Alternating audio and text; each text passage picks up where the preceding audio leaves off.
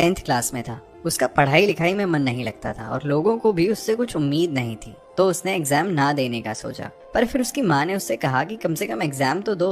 उसने माँ से कहा मुझे पास तो होना नहीं, पर फिर भी माँ के कहने पर उसने कुछ दिन पढ़ाई की और एग्जाम में बैठ गया। जब रिजल्ट आया तो उसके 500 में से 400 नंबर आए। सभी लोग हैरान रह गए। सबको लगा वो लड़का एक बहुत बड़ा जीनियस है। उसकी माँ भी हैरान थी। उसने सबसे पहले उस लड़के से सवाल पूछा कि तुमने चीटिंग तो नहीं की। उस लड़के ने कहा मुझे चीटिंग करने की इच्छा तो हुई, लेकिन मैंने नहीं की। लेकिन इतने ज्यादा मार्क्स आए, मतलब मैं सच में इंटेलिजेंट हूँ। उसे लगा कि अगर वो इतना जीनियस है तो वो अपनी लाइफ वेस्ट क्यों कर रहा है, ऐसे ही गलत लोगों के साथ क्यों घूमता है, क्लासेस स्किप क्यों करता है। उस लड़के ने अब मेहनत करना शुरू की। आगे चल के उसने स्कूल में भी बहुत अच्छा परफॉर्म किया।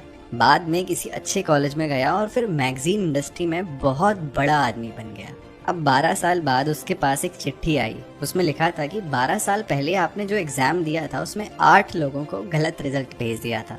आपके 140 नंबर आए थे, 400 नहीं। उस लड़के ने गलत रिजल्ट की वजह से ही सही, पर मन में ठान लिया था कि वो जीनियस है, तो आगे चल के वो जीनियस बन गया। याद रखिए, कोई भी हार या जीत, कोई भी रिजल्ट आपका भविष्य तय नहीं करता, बल्कि आपके कर्म और आपका माइंडसेट आपके भविष्य को बनाते हैं। इसीलिए मन के हारे हार है और मन के जीते जीत।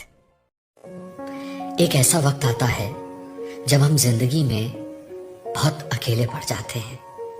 लोग हमारे मैसेजेस तक का रिप्लाई देना बंद कर देते हैं, हमारा फोन तक रिसीव करना बंद कर देते हैं, कहीं दिख भी जाते हैं तो हमसे मुंह फेर लेते हैं।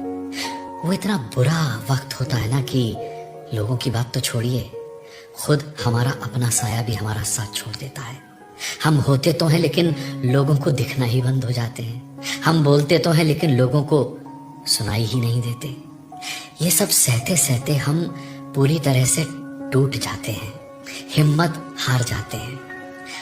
अगर तुम्हारी जिंदगी में भी कभी ऐसा समय आ जाए ना, तो एक बात याद रखना कि वो समय तुम्हारे उस बुरे वक्त का आखिरी समय होगा और अब बस तुम्हारा अच्छा समय शुरू ही होने वाला होगा।